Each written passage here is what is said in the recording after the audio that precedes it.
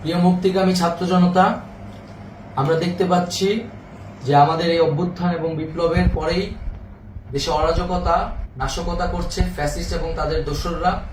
আমরা দেখতে পাচ্ছি যে বিভিন্ন জায়গায় এখন গোলাগুলি চলছে, মন্দিরে হামলা হচ্ছে এবং নাশকতা ও লুটপাট করছে। আমরা মনে করি আমাদের যে ছাত্র নাগরিকদের অভ্যুত্থান তাকে নস্যাৎ করার জন্যই পরিকল্পিতভাবে এই ধরনের ঘটনা ঘটানো হচ্ছে।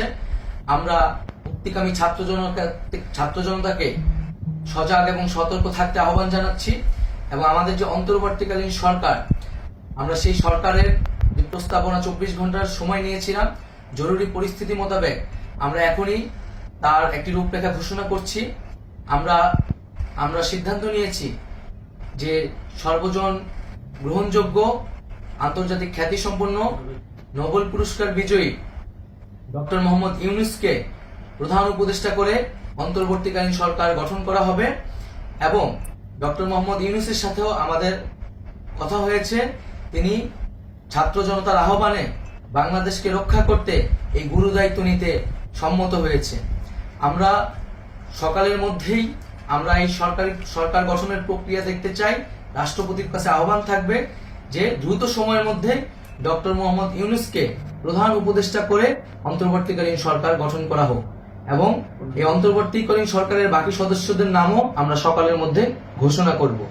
প্রিয় বন্ধুগণ, দেশে যে অরাজকতা চলছে, মানুষের জীবনের নিরাপত্তাহীনতা চলছে, সেজন্য আমরা রাষ্ট্রপতির কাছে আহ্বান জানাচ্ছি দেশে আইন শৃঙ্খলা পরিবেশ ফিরিয়ে আনার জন্য দ্রুত সময়ের মধ্যে কার্যকর ব্যবস্থা নিতে হবে এবং আইন শৃঙ্খলা বাহিনীকে সহযোগিতা করার জন্য মুক্তিকামী ছাত্র জনতাও রাজপথে থাকবে এবং অন্তর্বর্তীকালীন সরকার গঠন না হওয়া পর্যন্ত মুক্তিকামী ছাত্র জনতাকে রাজপথে থেকে তাদের যে অভ্যুত্থান, সেই অভ্যুত্থানকে রক্ষা করতে হবে। প্রিয় বন্ধুগণ, আমরা রক্ত দিয়েছি, শহীদ হয়েছি। আমাদের যে প্রতিশ্রুতি একটি নতুন বাংলাদেশ গঠন করার জন্য, সেটিকে আমাদের অবশ্যই বাস্তবায়ন করতে হবে এবং অবশ্যই ছাত্র জনতার প্রস্তাবিত সরকার বাদে কোনো ধরনের সরকার কিন্তু মেনে নেওয়া হবে না। আমরা বলেছি কোনো ধরনের সেনা শাসিত সরকার অথবা সেনা সমর্থিত সরকার অথবা এই ফ্যাসিস্টদের দোসরদের কোনো বি টিম সরকার কিন্তু আমরা মেনে নেব না। কোনো গণবিরোধী সরকারকে মেনে নেওয়া হবে না।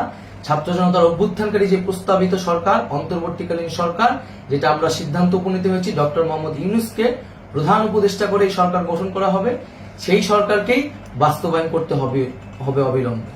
আগামীকাল সকাল থেকে সকলকে আহ্বান জানাচ্ছি রাজপথে থাকার জন্য এবং আমাদের যে সাম্প্রদায়িক সম্প্রীতি এবং রাষ্ট্রীয় সম্পদ রক্ষা কমিটির ঘোষণা হয়েছে বৈষম্যবিরোধী ছাত্র আন্দোলনের নেতৃত্বে, সকল পাড়ায় পাড়ায় এলাকায় এলাকায় সেই কমিটি পাহারায় থাকবে। আমাদের সংখ্যালঘু কমিউনিটিকে আমাদের রক্ষা করতে হবে, রাষ্ট্রীয় সম্পদ এবং এই দেশকে রক্ষা করতে হবে আমাদের।